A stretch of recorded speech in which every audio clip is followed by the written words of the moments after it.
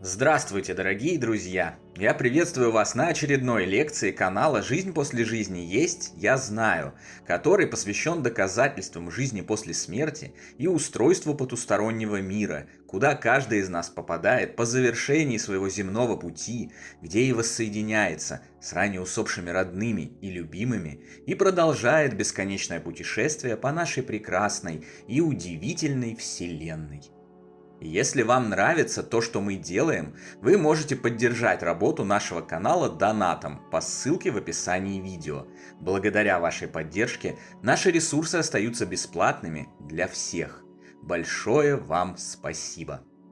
Сегодня я покажу вам, что умершие постоянно ведут общение с нами в целях утешения нашего горя по разлуке с ними. И вы, припомнив свои истории, сами убедитесь, что это действительно так. Приступим. В нашей дебютной книге «Жизнь после жизни есть, я знаю. Путешествие скептиков в потусторонний мир» я рассказывал об удивительном явлении, ставшем для меня первым на пути открытия потустороннего мира и обретения твердой уверенности в факте обязательного выживания личности после смерти ее биологического тела. В моменты острого горя, после утраты моего самого родного и близкого человека, уже знакомого постоянным зрителям канала Дани, когда душевная боль была невыносимой и достигала десятки по десятибалльной же шкале, в определенные моменты дня внезапно возникала волна обезболивания, тепла и утешения.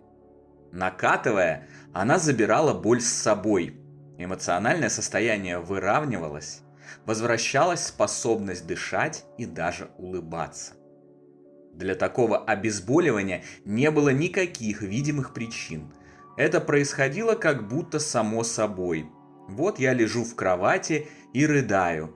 Моя кошка Няша спит в своем домике, свернувшись клубочком. Телевизор выключен, радио не работает, музыка не звучит, ничто не меняется.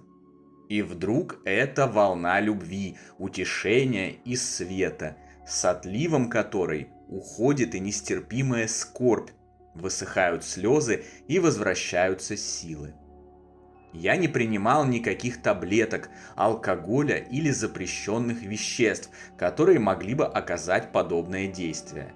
Это не было связано с поеданием тортиков или других вкусняшек с высоким содержанием сахара. Это не было связано со спортивной активностью или другими процессами, в ходе которых выделяются эндорфины. Это не было связано ни с чем, проявляемым в физическом мире. Подобный же эффект чаще всего наблюдался и по мере приближения ночи. По какой-то причине, чем ближе была ночь, тем менее острым становилось мое горе. И наоборот, утром по пробуждении оно накатывало с такой силой, что сдерживать мысли о петле и организации ее знакомства с моей шеей было довольно-таки проблематично.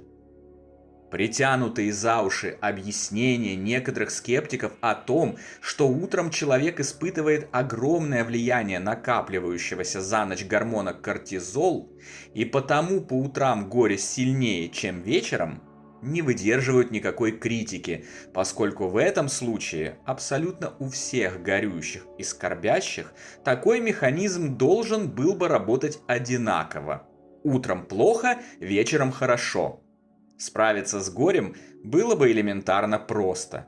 Для этого требовалось бы только подождать наступления вечера и прекращения влияния кортизола. Но это так не работает. Многим горюющим, напротив, к вечеру становится гораздо хуже, чем в первой половине дня.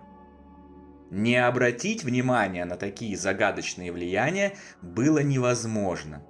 Определенно происходило какое-то незримое событие, недетектируемое моими органами чувств и осуществлявшее это влияние. Поначалу, не обладая глубокими знаниями о потустороннем мире, его законах и возможностях, я, как и многие другие, утратившие своих родных и любимых, закономерно подумал, что эта Даня в целях заботы обо мне, в кавычках, прилетает в квартиру и посылает мне некие энергии, которые и осуществляют такое влияние. Но позже, по мере своего погружения в потусторонний мир, я обнаружил, что это не так. Вернее, не совсем так. И в этом невероятно удивительном и труднопостижимом процессе задействован не только Даня, но и я сам.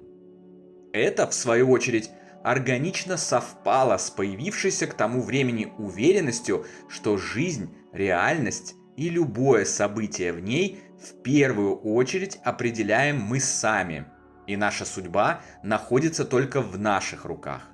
Все встало на свои места. Многие авторитетные источники информации о потустороннем мире и жизни после смерти показывают совпадение в том, что наш дух ведет непрерывную жизнь и по большому счету никак не зависит от тела. Ночью он отделяется от него, путешествует по тонким мирам и возвращается по пробуждении. После гибели тело покидает его навсегда. Эта непрерывная жизнь духа продолжается и во время бодрствования тела, но мы ее не замечаем и не осознаем, так как наше биологическое сознание не способно усвоить информацию из измерения, в котором пребывает дух. Кроме того, его фокус внимания находится в плотном мире. Поэтому мы ведем свою повседневную жизнь и быт, ходим на работу, готовим еду, смотрим кино и при этом не видим и не запоминаем того, чем занимается наш дух. А он занимается. И занимается очень даже много чем. Дух никогда не покидает тонкого мира и ведет очень насыщенную и непрерывную жизнь на своем духовном уровне. А если точнее, на своих уровнях. И все это бессознательные для нас процессы, которые мы не осознаем и не детектируем, находясь на биологическом уровне сознания. В числе его многочисленных занятий наш дух общается с другими духами, воплощенными и развоплощенными, знакомыми и не очень, включая и наших усопших родных и любимых. И вот когда наш дух и дух нашего близкого усопшего вступают в неосознаваемое нами общение, и возникает та самая волна утешения, любви и света. Мы не видим и не слышим общения нашего духа с дорогим ему умершим человеком, но чувствуем влияние такого общения, а оно логично состоит в успокоении горя и скорби. Таким образом, процессы, идущие на более высоком уровне нашего сознания, влияют на биологическую часть нашего сознания незримо для последнего. И тем это влияние ощутимее, чем более мы для него открыты.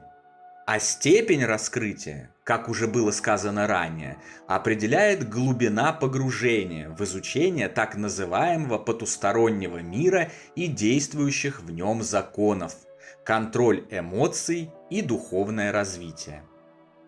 Убедиться в том, что одни слои нашего сознания скрыты от других, можно и без обращения к потустороннему миру.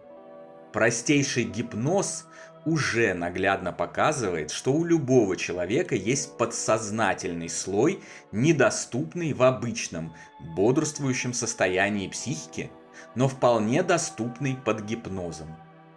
Ранее мы с вами уже выяснили, что уровни Вселенной от более плотного к более тонкому, более духовному и ажурному представляют собой воображаемую пирамиду, каждый более высокий уровень которой закрыт для более низкого, и наоборот, более низкий уровень открыт для проникновения более высокого.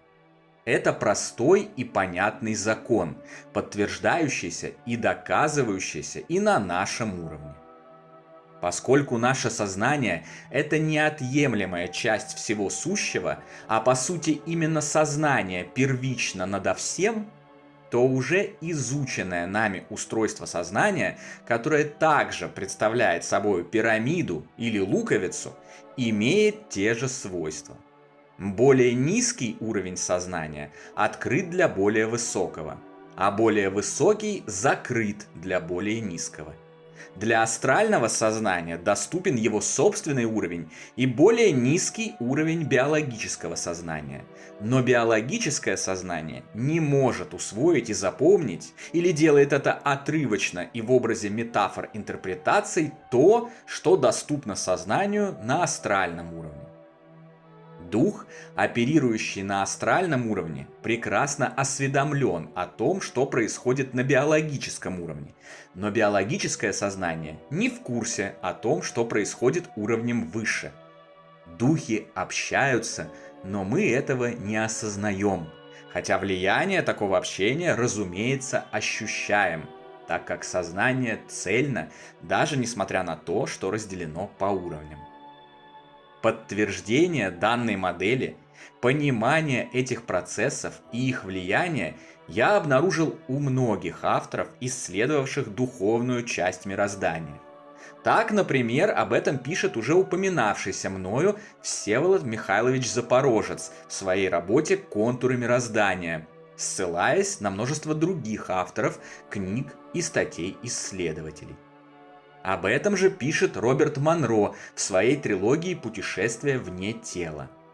Американский бизнесмен и инженер во время своих астральных путешествий проводил практические эксперименты, подтвердившие описанную модель. Во время астральных выходов в своей духовной форме он встречал его живущих знакомых. Они при этом видели его и даже разговаривали с ним. Он сообщал им определенную информацию, а на следующий день связывался с ними и просил рассказать, что они видели или слышали. Некоторые говорили ему о том, что явственно ощущали его присутствие, но вспомнить сообщенную им информацию не могли. Таким образом, он открыл и убедился, что его духовная форма общается с духовными формами его друзей, биологическая форма которых не может вспомнить об этом. Самым показательным в этом смысле явился известный эксперимент Монро со щипком. В один из своих астральных выходов и дружеских визитов он попробовал ущипнуть свою подругу, находившуюся в собственной квартире. Та не наблюдала астральный образ Монро, почувствовала острую боль в месте щипка и сочла это обычным проявлением мышечного спазма. На следующий день Монро, находясь уже в своей обычной биологической форме, навестил ее и убедился в том, что на ее коже остался синяк от его щипка. Известный гипнотерапевт Майкл Ньютон, создавший метод проникновения на духовный уровень между жизнями, также в своих работах сообщает, что большинство его пациентов свидетельствовали: дух никогда не покидает этот уровень, даже будучи воплощенным в физическое тело, оставляя в духовной области мироздания определенное количество энергии и продолжая оперировать там одновременно с биологическим воплощением. Из сказанного делается уверенный вывод. Волны утешения, знакомые многим горюющим и скорбящим, являются следствием бессознательного общения нашего духа с духом умершего человека. Оказывается, на протяжении дня мы вполне себе спокойно общаемся с усопшими любимыми на более высоком духовном уровне, но не запоминаем этого на уровне нашего биологического сознания. Логично становится понятным и снижение интенсивности горя и скорби по мере приближения ночи. Дух знает, что во время сна он отделится от тела и будет свободно путешествовать в тонком мире, встречаясь и общаясь со своим любимым духом, покинувшим физическое тело. А мы ощущаем влияние этого надсознательного, приятного и радостного ожидания. Возвращаясь же поутру в плотный мир, дух грустит из-за временной разлуки с любимыми или просто удовлетворен ночными событиями и не испытывает особых эмоций на этот счет. Поэтому горе накатывает на наше биологическое сознание со всей силой по новой. Осознание этого механизма, а также того, что на протяжении всего нашего существования наша судьба и все события, которые с нами происходят, наше благополучие и исполнение любых желаний сосредоточены в наших же собственных руках, позволяет открыть широчайшие горизонты управления собственной реальностью, избавления от горя и скорби по родным и любимым, которые, несмотря на утрату своих физических тел, продолжают жить и в любую секунду находятся рядом с нами. И все, что отделяет и скрывает их от нас, мешает им, а как мы теперь понимаем, и нам самим, оказать на нас самих же позитивное, утешительное, развивающее и возвышающее влияние, это только наша собственная слепота и непонимание истинного устройства мира за рамками материального. Откройте глаза, и вы увидите это. После чего вы утратите любые страхи, и уже ничто и никогда не сможет причинить вам боль и страдания. Со всем позитивным усердием вы начнете строить свою самую прекрасную реальность и обязательно преуспеете в этом. Ведь гениальность и простота божественного творения мироздания состоит в том, что на самом деле не существует ничего, что было бы способно навредить вам. Только вы являетесь хозяевами своей жизни и своей реальности. Ваши друзья, родные и любимые, наставники и покровители, и даже сам Господь Бог всегда с вами. А значит, нет ничего, чего вам стоило бы бояться, и перед вами открыты абсолютно все, до бесконечного самые прекрасные и счастливые возможности. На сегодня это все, дорогие друзья. Дополнительную интересную и полезную информацию за пределами лекций, ответы на ваши вопросы о жизни после смерти в целом и по этой лекции в частности, а также познавательные статьи о потустороннем мире вы найдете в нашем телеграм-канале. Ссылка на него, как всегда, в описании видео и на экране. Добро пожаловать! Встречаемся на новой лекции здесь же, на нашем YouTube-канале. А пока всего вам самого лучшего, волшебного и замечательного.